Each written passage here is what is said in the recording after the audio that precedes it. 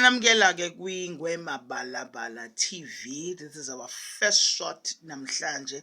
Sorry for izinto eziningi. We are trying to set up but sithola izinkinga eziningi as we are trying to launch le YouTube channel. Siyabingelela ke bonke abantwana bethongo indlondlo zonke. Sibingelele kuye nathwasana. Siyabongelela kakhulu kuona bonke abantu baNkulunkulu nasekuseni. Iyona ke ingwemabalabala la ishoba lezitha uyena ke umkhulu Makhosela kaHlophe uThokozani. Makhosi amakhulu siyabingelela kakhulu. Siyazithoba phakathi phambi kwenu. Sithi ke uNkulunkulu makabe nathi ezilolu hlelo siliqala sifuna ukukhuluma ngezinto ezibalekile nezinto ezibiza ukuthi umuntu azazi nesintu sakhe ngokubaleka kwezinto zasesigodlweni nezinto eziphathelene nedlozi. Nganza kwethu ngikhona ke esigodlweni sengwe emabalabala la, but iproblem enginayo angikwazi ukushutha kakhulu ngiveza izinto ezisesigodlweni ngoba phela isigodlo siyimfihlo yomuntu. Anza kwethu namhlanje ngizokhuluma nje ngento ephuthumayo, ngizokhuluma ngomsebenzi nangokubaluleka kwegobongo, umsebenzi nokubaluleka kwegobongo. Now ke njengoba sazi ke sonke ke abantu bethongo, bantwana bethongo ukuthi umntwana ezalwa emhlabeni uzalwa efumbethe izandla zakhe. Abanye bake bathi ke umntwana usuke ephethe isiphiwo sakhe, abanye bathi ke umntwana usuke ephethe idestiny yakhe. Kuya ngokuthi ke ukuluphi ke wena ulimi othanda ukulisebenzisa. Kodwa ke ngapha ke esigodlweni noma ngapha ke kwizinkamba sike sithi ke umntwana uphethe igobongo lakhe. Nawo ke igobongo noma isandla ukufumbatheka kwesandla kuqonda ukuthi umntwana ugobonge isandla. Nawo ke umuntu ke usiyabuza ke mkhulu Makhosela ubani oshaya igobongo, kumele kube umuntu onjani oshaya leli gobongo nokuthi igobongo lenzani kumuntu. Nawo ke igobongo lishawa unoma ngabe ubani, akuyena umuntu onabantu abadala oshaya igobongo, akuyena umuntu osekhulile, akuyena umuntu osesebenzayo, akuyena umuntu special, but wonke umuntu oshaya igobongo kuba umuntu umntwana wethongo okunombani ozalwiwe wazalwa la kulomhlaba. Okusho ukuthi ke umuntu ke unalezi idalwa ezu6 ezihlala kuye. Now lezi idalwa ezu6 ezihlala kuyo kuba omkhulu abathathu from your father's side, mase kuba ogogo abathathu from your mother's side. Now kuyenzeka ukuthi la endleleni kube khona abantu abahambe emhlabeni benamaphutha, abahambe beneyinkinga eziningi. Akuthi mawusukhulile ususebenza ubona ukuthi ngathi imali ayihlangani, izinto azenzeka, ukwazi ukuthenga imizi ontanga bakho bayaphumelela wena awuphumelele. Kungenxa yokuthi phakathi kwamadlozi akuwe kunabantu abangcolile. Nawo ke leli gobongo lisebenza ngekhathi kuphakama lolu gwebo uliphuza ulidla, lisebenza njengesigezo salamathongo ahleli kuwe.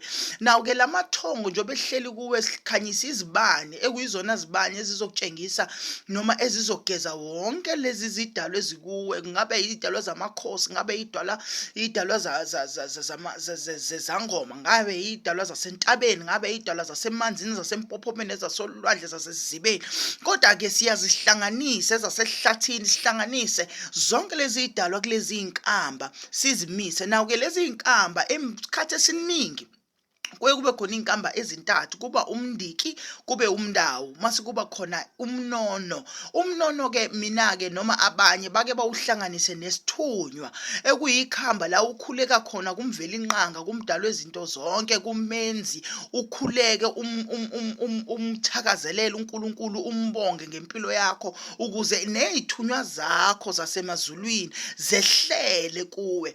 Nawo ke lolu khamba kunemkhuba ekhona imfihlo yesigodlo ukuthi ke ukhamba awulitholi kunoma ubani, kodwa ulithola kumuntu owumelaphi oselithake ngokwedlozi lakho ukuthi wanikezwa kanjani noma walithwasa kanjani lolu khamba. Uyakulishayekela lolu khamba kuze kufike leso sikhathi osishaya ngaso osiphela ngaso ngokuzwa imiyalelo yomelaphi wakho. Lolu khamba liyasiza, lishawa ngisho ingane esaphathwa. Ngike ngi-advise ke nganza kwethu ukuthi ngisho ingane ephathwayo awukulenzele lolu khamba kuyothi masisindala masuyaliphothula lolu khamba uzolikhopothula ngembuzi ufaka isiphandla, lengane ikwazi ukuthi ibe nezidalwa ezizoyisebenzela. Ingane ingahlupha esikoleni, ingane ingabi nezinkinga zomndiki, ingane ingabangwa amathongo.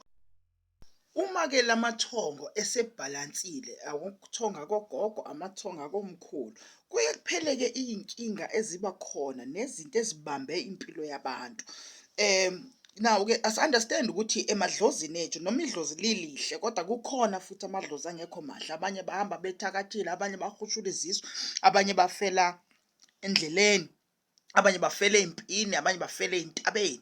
Labo bantu bonke uthola ukuthi noma befikile kuwena noma behlezi kuwe bangahlali ngendlela elungile, ukuthola ukuthi umntwana noma uwena impilo yakho istakhile, akwenzeki lutho, awufinyeleli la kufanele ufinyelele khona. Igobongo-ke leqaqa zonke izinkinga zomuntu.